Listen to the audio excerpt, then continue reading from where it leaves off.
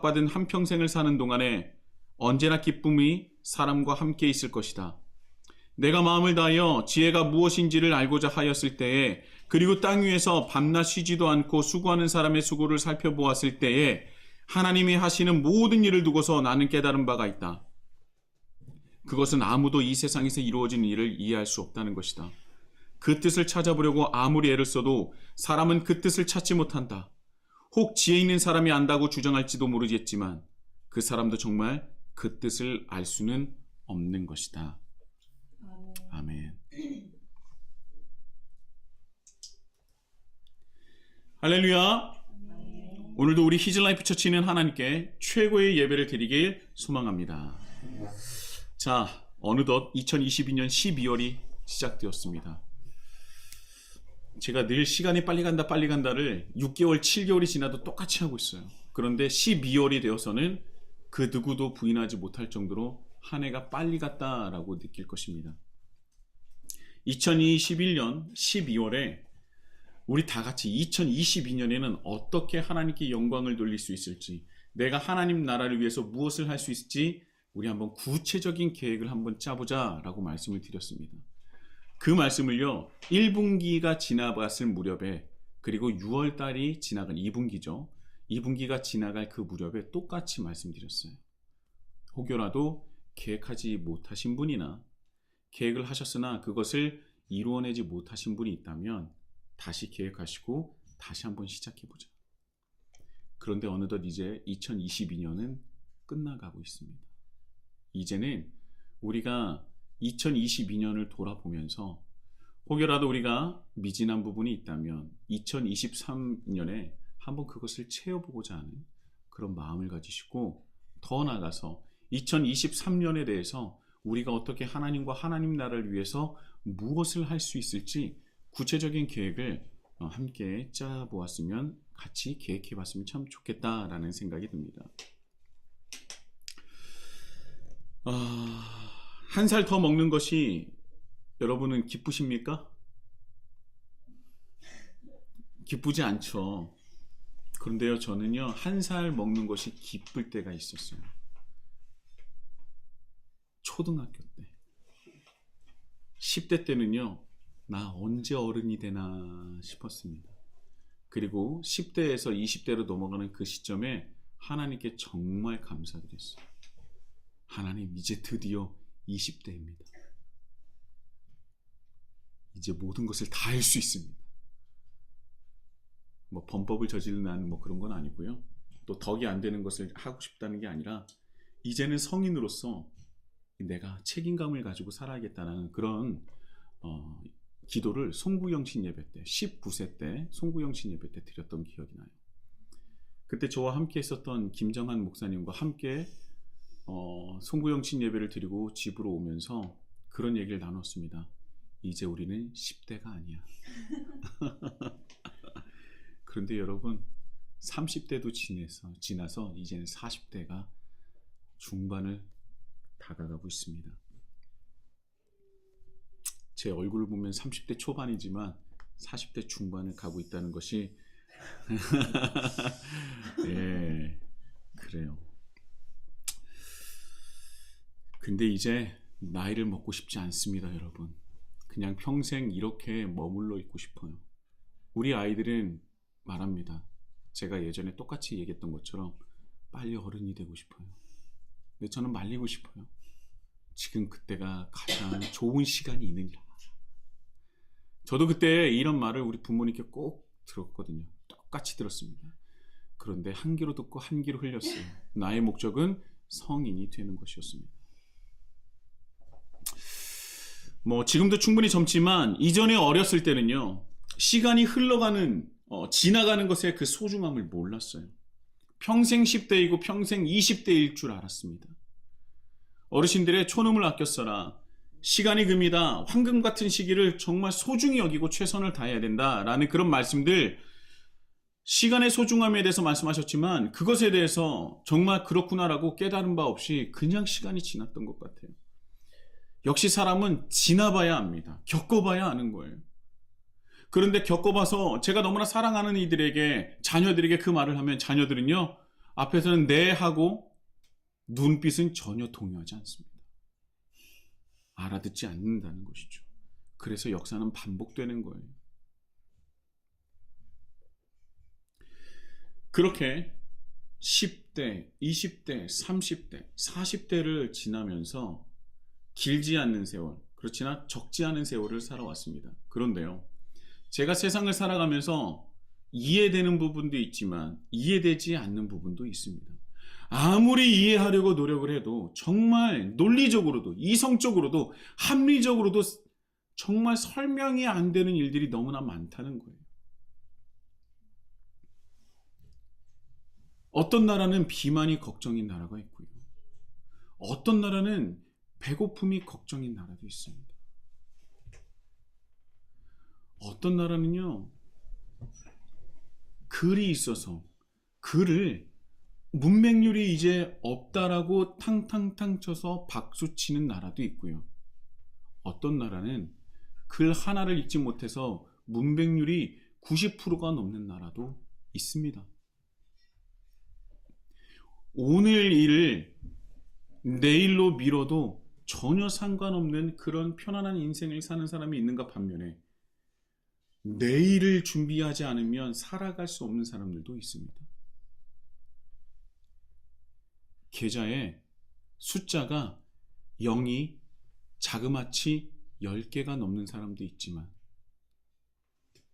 계좌의 숫자를 보면 0자가 한두 개밖에 없는 사람들도 존재합니다.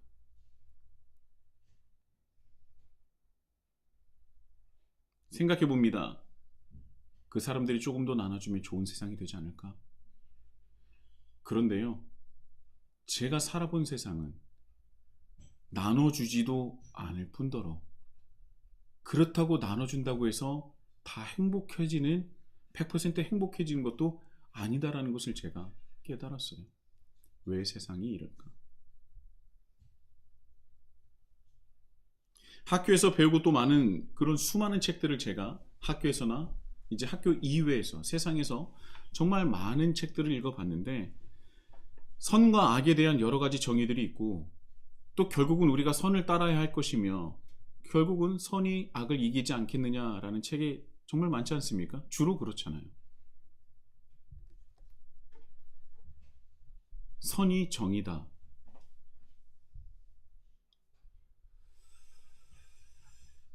모든 종교도 그렇습니다. 선해야 하고 거의 대부분의 종교는 그렇죠. 선해야 선하게 살아야 되고 악을 버려야 한다고 배웁니다. 욕심을 버려야 한다고 하죠.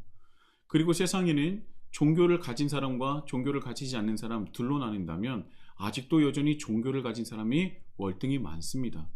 그런데 정말 자기 욕심을 내리는 사람이 많습니까?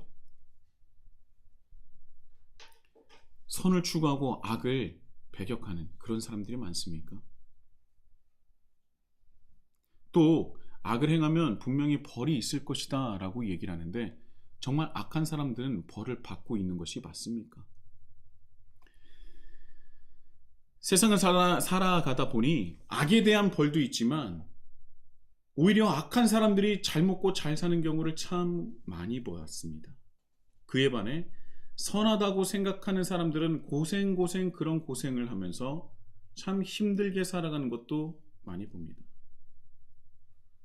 오히려 선한 사람들은 착하게 살려고 하는 사람들은 너무나 힘들고 여유가 없게 살아가지만 악하고 죄를 지어서 그런 재물을 쌓은 사람들은요 얼마나 삶의 여유가 넘치는지 모릅니다.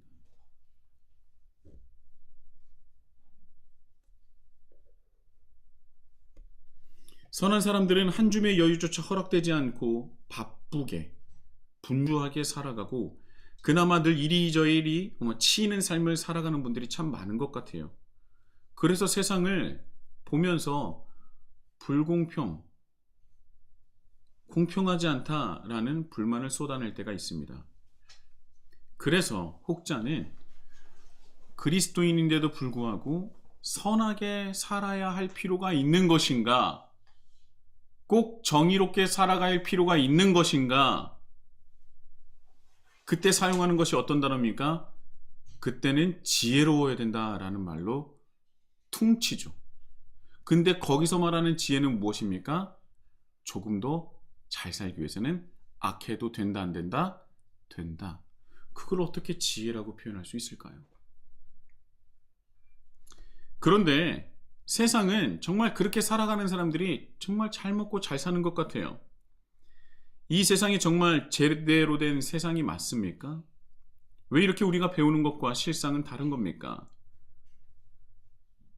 우리가 배운 것과 세상은 너무나 다르지 않습니까? 많은 사람들이 그럽니다.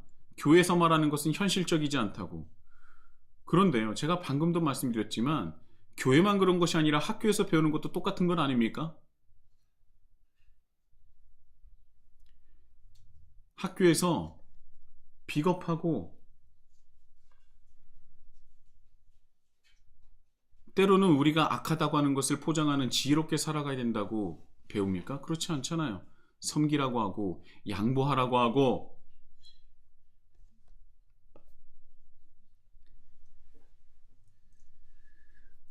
그런데요,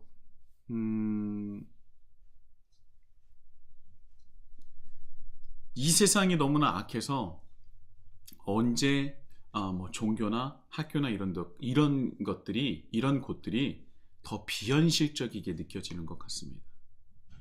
착취와 억울함과 불공평이 넘치는 세상.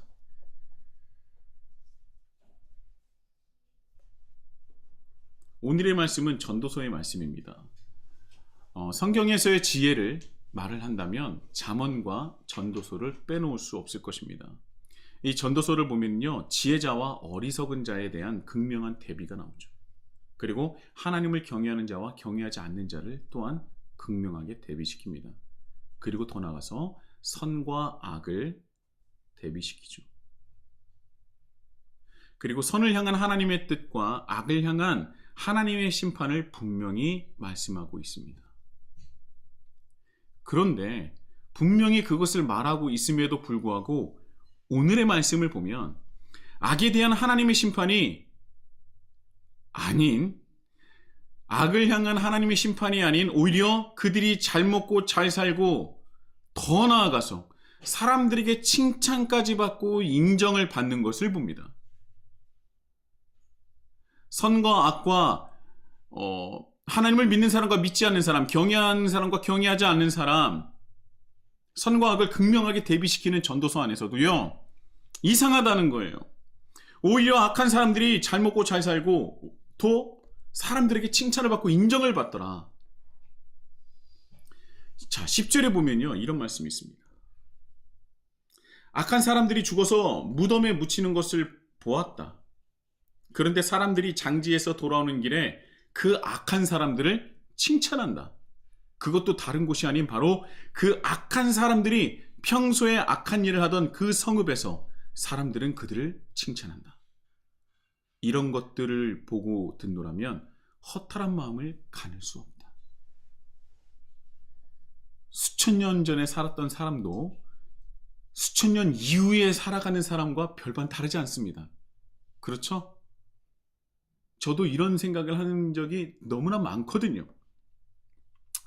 자, 이 말씀을 다른 성경 번역본으로 제가 비슷하지만 조금씩 다른 것들이 있어요.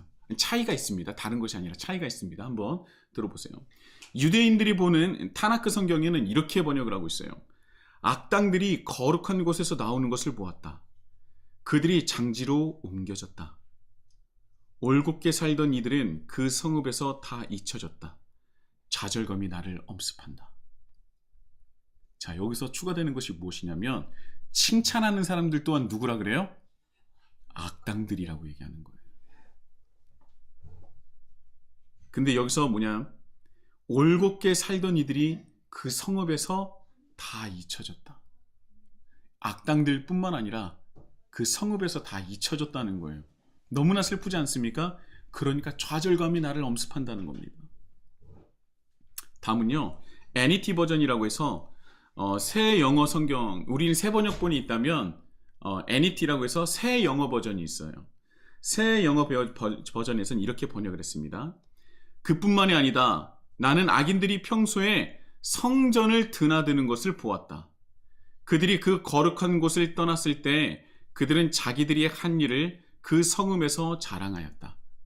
세상이 어떻게 돌아가는 것인지 정말 모르겠다.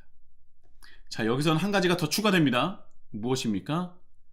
그들이 나온 것이 어디예요? 성전이라는 거예요. 그러니까 하나님을 알고 믿고 있는 사람들 중에 이런 일이 비일비재하게 일어나고 있다는 겁니다. 자, 재밌죠? 영어 성경이라면 우리가 대부분 NIV 버전을 우리가 익히 알고 있는데 2007년인가 2008년에 NIV 버전을 뛰어넘는 영어 성경 버전이 미국에서 출시가 되었습니다. 1위가 탈환이 된 거예요. 그게 NLT라는 성경입니다. New Living Translation. 그러니까 NLT 성경은요, 성경 원문 문자 그대로의 해석도 유지하되, 그런데 그것을 하게 되면 좀 이해 안 되는 부분이 있으니 성경 원문을 그대로 해석을 하지만 거기에 조금씩 무언가 추가하는 거예요. 사람들이 이해하기 쉽게. 그래서 이 쉬운말 성경과 성경 원어의 어떤 결합체로 보면 됩니다. 자, 그 NLT 성경에서는 또 이 부분을 이렇게 번역을 합니다. 악한 사람들이 죽어 매장될 때에 칭송이 잦아하는 것을 나는 보았다. 그런데 바로 그 자들이야말로 성전을 수시로 출입하던 자들이었다. 그들이 그렇게 못된 일을 저지른 바로 그 성읍에서 그들이 칭송을 받더니 이 무슨 해괴한 일인고. 재밌죠? 자, 유대인들이 보는 이제 타나시 성경에서는 칭찬하는 자들이 악당이라는 것이 추가되겠고요. 그리고 NLT 성경이라는 곳은 뭐라고 되어 있습니까? 성전이 추가되었습니다. NET 버전도 성전을 추가되었죠. 그들이 성전을 드나드는 사람들이었다.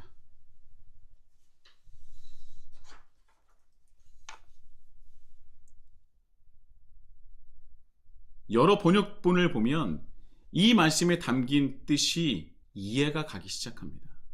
자, 분명히 의인들이 보기에는 죽은 사람도 그렇고 그들을 칭찬한 사람도 악인이에요.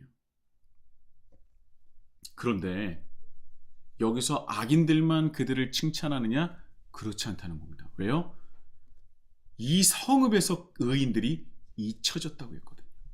그러니까 악인들이 권세를 잡아서 악인들을 칭찬하니까 그 이외의 사람들은 어떻게 됐습니까? 그곳에 동조하기 시작하고 동참했다는 거예요. 그런데 그 악인들은 어떤 사람입니까? 성전을 드나드는 존재였고 성전 안에서조차 죄를 짓는데 거리낌 없이 과감하게 죄를 짓던 사람들이었다는 것입니다. 그런데 왜 이런 일이 일어나느냐? 그 이유를 오늘 11절에서 말씀하고 있는 거예요. 바로 하나님의 심판이 바로바로 일어나지 않기 때문이다 라는 것이죠. 자, 11절만 하더라도요, 설교를 몇 편 할 수 있습니다. 너무나 중요한 말씀인데 나중에 하기로 하고요. 12, 13절을 보면요. 자, 악인은 100번이나 악을 행하고도 그들은 여전히 잘 살고 있는데요. 사람들은 말합니다. 하나님을 경외하면 잘 될 것인데 악인들은 하나님을 경외하지 않기 때문에 그가 하는 일은 잘 될 수 없다. 그들이 사는 날은 그림자 같고 한창 나이에 죽음을 맞이할 것이다. 라고 사람들이 얘기를 하는데 14절에 반전이 나오죠. 그런데 그래야 하는데 세상에 이상한 일이 벌어지고 있다. 악한 사람이 받아야 할 벌을 의인이 받는가 하면 의인이 받아야 할 보상을 악인이 받는다. 이것을 보고 나 어찌 헛되다고 말하지 않을 수 있겠는가? 라고 얘기를 하는 거예요. 참 억울하지 않습니까? 악인은 죽어서도 칭찬을 받고 인정을 받는데 의인은 사람들에게 잊혀져 버리고 악인은 하나님께 벌을 받아야 하는데 오히려 벌은 의인이 받고 있습니다. 그래서 너무나 억울하고 힘든 세상이라는 것이죠. 그런데요, 이 말씀을 보면서 문득 이런 생각이 들었습니다. 그렇다면 저 악한 일을 일삼고 하물며 성전 안에서도 죄를 지었던 사람들을 칭찬하는 그들은 누구인가? 그리고 그 사람들은 어떤 목적과 방향성을 향해서 살아가는 이들인가? 네, 제가 전에도 말씀드렸지만 그들을 칭찬하는 사람들도 악인이라는 거예요. 한 통속이라는 것입니다. 적어도 그들이 걸었었던, 악인들이 걸었었던 그 길을 걷고자 결심하고 그렇게 살아가는 사람일 겁니다. 악인들을 쫓고 그들의 삶을 추앙하고 그들의 삶을 따르는 사람이라는 것이죠. 그렇기 때문에 그들의 머릿속에서 마음속에서 의인들이 잊혀지는 것은 당연한 것 아니겠습니까? 그런데요, 그들 중에 의인이 있었다면, 하나님을 따르는 사람이 있었다면 과연 그 악인의 장례식장에서 그 악인을 칭찬했을 것인가? 그들이 남긴 그 악취가 나는 수많은 업적들을, 악행들을 기념하며 칭찬하고 있었을까? 그리고 더 나아가서 하나님이시라면 그 악인의 장례식장에 어떤 마음을 가지고 보고 계셨을까? 여러분, 악인의 형통함에 대해 억울한 심정은 가질 수 있습니다. 억울한 심정은 가질 수 있어요. 그런데 혹시 그 형통함에 대한 그 억울함의 깊숙한 곳에서 그들이 형통함에 대한 질투와 시기는 없습니까?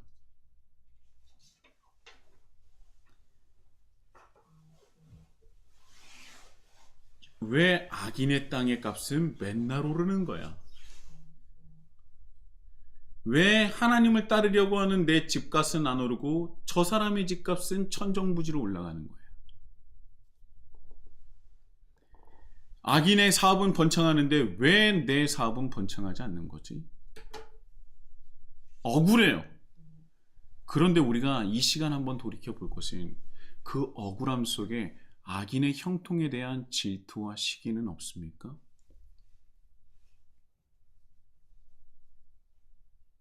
내가 저 자리에 있어야 되는데, 저것이 내 것이어야 되는데, 내가 저랬어야 하는데 라는 그런 마음이 없지는 않습니까? 사랑하는 히즐라이프 처치 형제자매 여러분, 우리가 이 세상을 살아가는 이유가 무엇입니까? 하나님을 믿는 이유가 무엇입니까? 그 누구보다도 잘 먹고 잘 살고 세상에서 소위 잘 나가기 위해서 하나님을 믿고 살아가는 겁니까? 만약에 이런 목적이시라면 우리는 분명 악인의 형통과 잘 먹고 잘 사는 것에 대해서 불만을 가지거나 때로 시기와 질투를 가질 수 있습니다. 분명히 악인의 형통을 보면 상대적 박탈감은 느낄 수 있어요. 그러나 그것이 내 마음을 사로잡거나 억울함으로 가득 채울 수는 없습니다.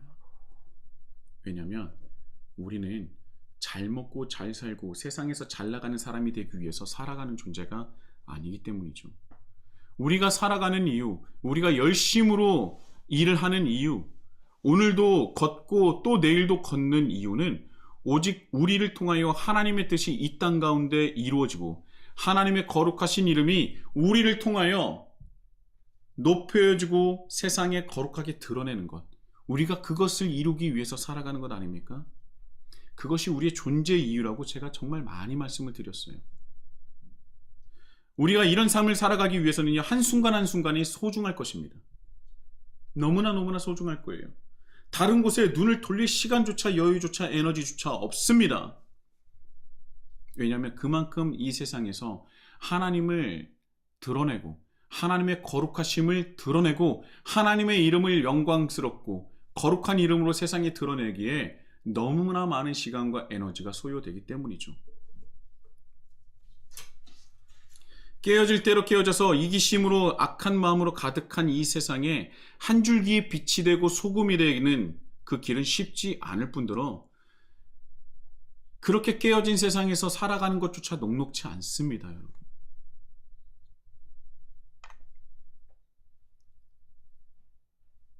너무나 힘들기 때문에 우리를 하나님의 공동체로 모이게 하고 서로 도우며 서로 사랑하며 이 세상을 하나님 나라로 확장할 수 있도록 우리를 묶어주신 것 아닙니까? 우리가 혼자 감당할 수 없을 정도로 너무나 어려운 시대예요. 우리가 그리스도인으로 살아가는 것조차 너무나 어려운 시기라는 것입니다. 그런데 우리가 악인의 형통함에 대해서 우리가 깊숙한 곳에 부러움과 시기와 질투가 어려 있다면 혹여 우리가 살아가는 목적이 세상 사람들과 별반 다르지 않을 수도 있다는 경각심을 가져야 된다는 것입니다. 간단하게 말해서 우리가 그리스도인으로서 하나님을 위해서 살아갈 때는요, 악인의 형통함에 대해서 그렇게 신경 쓸 필요가 없게 된다는 겁니다. 왜요? 그들에게 심판은 있습니까? 없습니까? 있거든요. 그리고 그 심판은 내가 하는 것이 아니기 때문에 그것은 내 마음과 내 에너지와 내 생각을 줄 필요가 없는 부분이라는 거예요. 그저 우리는 하나님께서 나에게 베풀어 주시고 나에게 맡겨주신 그 삶의 자리에서 하나님을 위해서, 하나님 나라를 위해서 다름질할 뿐이라는 것입니다.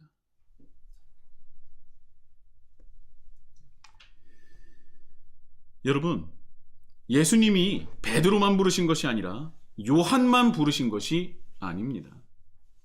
믿음의 공동체를 만들어주시고 또 세워주신 것이죠. 사람은 혼자 살아갈 수 없습니다. 왜요?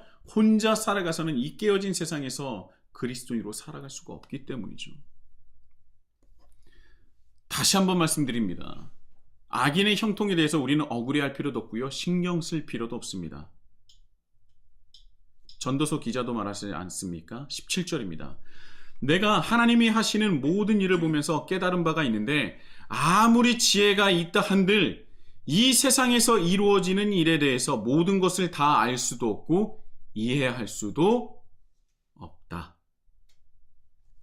그래서 전도서 기자는요, 이 깨어진 세상에서 어떻게 살아가라고 합니까? 15절입니다.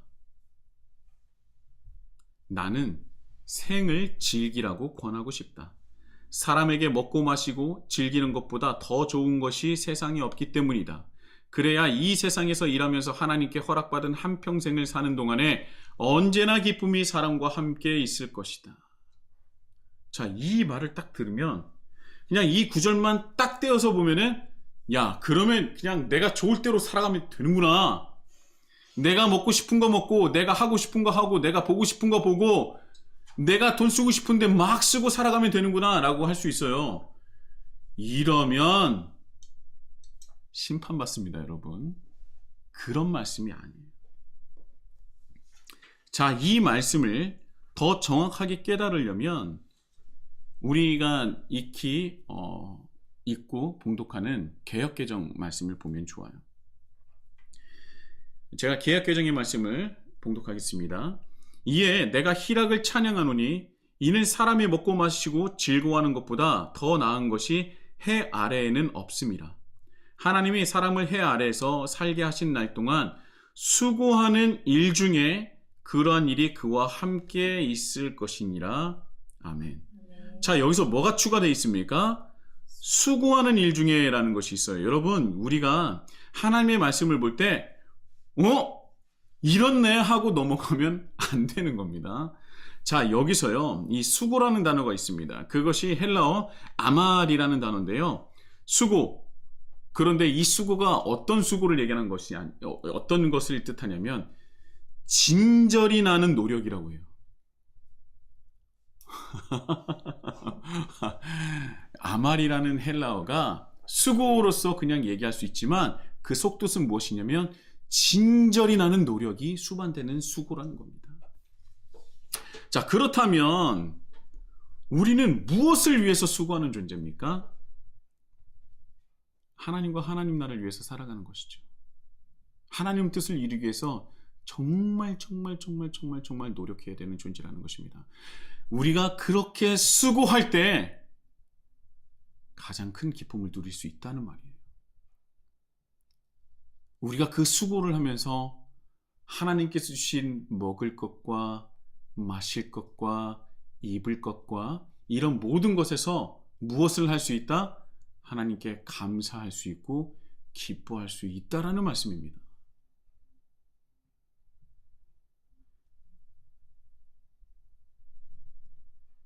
이 말씀이 일하지도 말고 그냥 너 좋을 대로 먹고 마시면서 생을 마감하라는 말씀이 아니에요. 우리나라 사람들 되고 싶은 직업이 뭡니까? 조물주 아래 건물주잖아요. 왜 건물주를 하고 싶어요? 일하지 않고 노력하지 않고 월세 따박따박 받으면서 편하게 사는 게 목표라는 거예요. 절대 그것은 하나님의 뜻이 아닙니다. 그렇다고 해서 건물주가 죄 짓는 사람이냐? 지금 건물주인 그리스도인은 죄 짓는 게 아니에요. 그분은 건물주로서 해야 될 것들이 더 많은 겁니다. 오늘은 골프, 내일은 뭐 하고 다니고 나서 교회에서 나가는 거 예배 드리는 거 어렵다? 그분은 심판받습니다, 여러분. 그분 그리스도인이 아니에요. 그리스도인이 아니다라고 얘기하면 또 뭐 논란의 여지가 있으니까 자신이 스스로 그리스도인인지 돌아봐야 됩니다.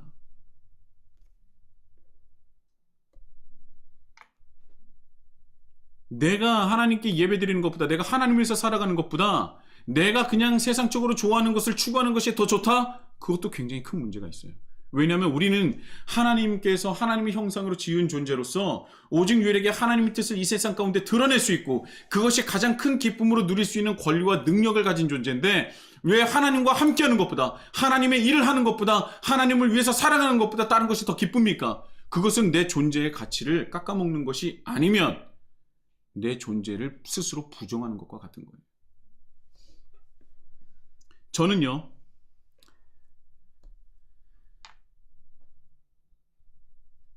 이 전도서에서 말씀하시는 것이 하나님과 함께하는 것이 가장 큰 기쁨이고요. 또한 이 전도에서 강조하는 것이 무엇이냐? 함께하는 이들이에요. 함께하는 이들입니다. 그래서 둘보다 셋이 낫고, 이런 말씀 어디 있습니까? 전도서에 돼 있어요.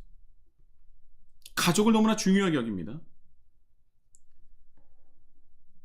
그리스도인은요, 의인의 공동체로 묶여진 자들이에요. 그것은 가정으로부터 시작됩니다. 가족과 함께하는 시간을 정말 좋아해야 돼요. 저는요, 가족과 함께하는 시간을 굉장히 좋아합니다. 와이프와 식사를 한 후에 산책하는 시간을 너무나 좋아하고, 아이들을 재운 다음에 와이프와 대화하는 시간을 너무나 좋아합니다. 저희들이 말이 많아서가 아니에요. 그냥 함께하는 것이 즐겁고 그것을 기쁨으로 여기기 때문입니다. 저는 아이들과 보드게임이나 운동하는 것도 너무나 좋아합니다. 이런 너무나 멋지고 아름다운 가정을 허락하신 하나님께 진심으로 감사드려요. 때로 아이들이 저를 속상하게 할 때도 있습니다. 그런데 그 안에서 경험하는 기쁨이 훨씬 더 크기 때문에 그것을 견디고 이겨내고 기쁨으로 누릴 수 있는 것입니다. 지금 우리 교회와 가정이 중대한 결정을 앞두고 있습니다. 그래서 와이프와 그에 대해서 많은 대화를 나누면서 눈물도 흘리고 지난 날에 대해서 감사도 하면서 정말 만감이 교체하는 그런 시간을 보내고 있어요. 그런데 이 모든 것을 함께 나눌 수 있는 존재가 있다는 것, 이런 가정이 있다는 게 너무나 행복하고 너무나 감사했습니다. 그런데요, 이 감사하는 것은요, 모든 것을 허락하신 분이 하나님이시라는 거예요. 그래서 더 기쁠 수가 있는 겁니다. 하나님이 이 가정을 이루셨기 때문에 그 안에서 제가 말로 형용할 수 없는 기쁨을 누린다는 것이죠. 이 어렵고 힘든 세상을 능히 견디고 이겨내기 위해서는요, 하나님이 허락하신 것 안에서 기쁨을 누릴 수 있어야 돼요. 그래야 우리가 이 깨어진 세상에서 믿음으로 이겨낼 수 있는 것입니다. 가정이 있고요, 그리고 함께 나눌 수 있는 그 모든 것을 공유하고 나눌 수 있는 믿음의 진실한 공동체가 있어야 되는 것입니다. 어떻게 보면 제 인생 역사상 가장 힘들고 어두운 시기를 보내고 있지만 그럼에도 큰 기쁨과 행복을 느낄 수도 있다는 그 시기라는 거예요. 그래서 악인의 형통에 대해서 별로 신경을 쓰지 않습니다. 때로는 배 아플 때도 있는데 저는 여전히 거기에 신경 쓸 겨를이 없어요. 그리고 신경 쓸 겨를이 없어야 합니다. 상대적인 박탈감은 있을 수 있으나 그것은 그 심판은 하나님께 맡기는 거예요. 그것은 제가 할 수 있는 것이 아닙니다. 하나님은 그 심판자로서 저를 선택하시지 않았어요. 오직 심판자는 하나님이십니다. 그래서 악인의 형통에 대해서 저런 벌받을 놈들 왜 벌을 안 받나 할 필요조차 없어요. 그저 나에게 맡겨주신 자리에서 하나님을 위해서, 하나님 나라를 위해서 살아갈 뿐입니다. 오늘도 내일도 하나님의 거룩하심을 나타내기 위해서 하나님 뜻대로 살아가는 것이죠. 그저 그것이 우리가 이 세상에서 해야 할 가장 위대하고 거룩한 일상인 것입니다. 넘어질 때도 있고 힘들 때도 있고 주저앉을 때도 있고 쉬어갈 때도 있겠죠. 그러나 하나님을 위해서 살아간다는 것은 절대 변하지 않습니다. 우리는 세상 사람들과 존재의 이유가 다릅니다. 잘 먹고 잘 살기 위함이 아닌 그 무엇인가를 위해서 살아가는 존재. 고린도전서 10장 31절. 이거 이쯤이면 다 외워야 됩니다. 그런즉 너희가 먹든지 마시든지 무엇을 하든지 다 하나님의 영광을 위하여 하라. 오늘 본문 말씀의 15절을 오해하지 않았으면 좋겠어요. 먹고 마시는 것보다 즐거운 것이 없습니다. 그런데 우리는 먹고 마시는 즐거움은 다 하나님의 영광을 위한 것이라는 것을 절대 잊지 말아야 합니다. 그렇기 위해서 우리에게 허락하신 것이기 때문입니다. 여러분 행복하시기 바랍니다. 행복하시기 바랍니다. 좋은 것도 드시고 좋은 것도 보시고, 그리고 그 기쁨은 하나님께로부터 오는 것임을 잊지 마시기 바랍니다. 하나님께 감사하시면서 드시고 보시고, 그리고 그 좋은 곳에 있을 때 이곳에서 내가 하나님의 영광을 어떻게 드러낼 수 있는 존재인가, 어떻게 해야 되는 것인가, 그것을 고민하시고 하나님의 영광과 그 이름을 드높이시는 우리 히즐라이프 처치가 되기를 예수님의 이름으로 축복합니다.